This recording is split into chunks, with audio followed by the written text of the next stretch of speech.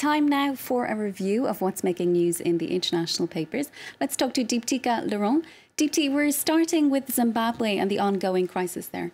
That's right. A lot of the papers are looking at Zimbabwe's political crisis. Let's look at some of the front pages. The first one from Die Burger, which is a South African Afrikaans language paper, which says on its front page, "It's over, Grace." Really, this message addressed to the Zimbabwean First Lady, who was slated and was being groomed to take over Robert Mugabe. Well, it's over for her now. Other papers are focusing on the Zimbabwean president himself. He's still under house arrest after the army takeover ended his nearly 4 decades in power. That's what the Financial Times reports. 4 decades that The Guardian says were ruled like a, quote, medieval monarch, using corruption and coercion to stay in power. Well, amidst the confusion, Zimbabwe's capital is calm but tense. That's what The Guardian's saying. And the big question we're all asking now is what happens next? A lot of the papers have been speculating. What next? Where to from now? That's really the big questions a day after that takeover. The South African paper Mail and Guardian is saying that there's never been an independent Zimbabwe without Mugabe as the head of it. Most people have never known a Zimbabwe that didn't involve Robert Mugabe at the head of the country. Even if his arch nemesis Emmerson Mnangagwa becomes president, he won't be a departure from the status quo. That's what the Mail and Guardian says here in this article, reminding us that he was for a long time Mugabe's, quote, enforcer-in-chief, and he did oversee a 1983 massacre that killed over 20,000 people. So for the paper, there's still a lot of hard work ahead, especially for the opposition, to ensure that Zimbabwe's post-Mugabe future is not as bleak as before. And part of that will be ensuring that Mugabe's successor is not his wife, Grace, as you see in this cartoon from The Guardian. She's in a sort of gilded cage there with her husband's face on her crown. Okay, moving on to rugby. Triumph for France yesterday. Disappointment, lots of disappointment for South Africa and Ireland. That's right. A bid that was triumphant for France, but it's come at a dear cost to the other two contenders, South Africa and Ireland, particularly South Africa. You might disagree, being Irish. Because they did score the highest score in a technical review that the World Rugby Federation had conducted in preparation for the vote. For the Irish examiner, the outcome has undermined the sport's credibility and integrity. Rugby officials boast of the transparency of the process, yet this writer here says the vote was done in secret.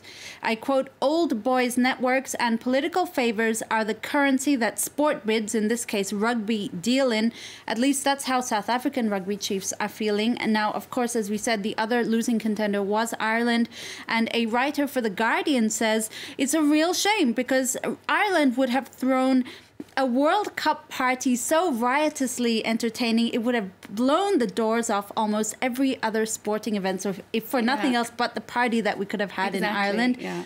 Bravo, France, Robert Kitson says, but rugby's integrity is the biggest loser here. I quote, "The lure of more dosh, not for the first time, appeared to have trumped everything else." Okay, well, moving to Lebanon.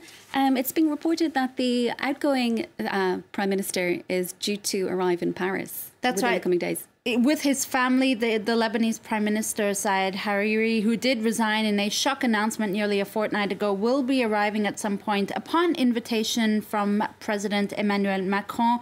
A French initiative that L'Orient Le Jour, which is a French language Lebanese paper, says has sort of stopped the escalation of tensions between Saudi Arabia and Lebanon. France is a sort of, I quote, God appearing from a machine, or sort of a godlike figure trying to play divine intervention in this crisis. The French Foreign Minister Jean-Yves Le Drian is actually in the Saudi capital holding talks. Europe and France are really taking a leading role in this crisis, according to the Daily Star, another Lebanese paper. Warning, especially Europe has been warning that Lebanon could become the site of a proxy war between Saudi Arabia and Iran. But Hariri's ties to Saudi is sort of posing a problem for European leaders. On one hand, the paper says Lebanese stability is really important to European leaders, but the Riyadh relationship is the strategic backbone of many regional relationships. So Europe is sort of caught in what I quote, balancing competing interests.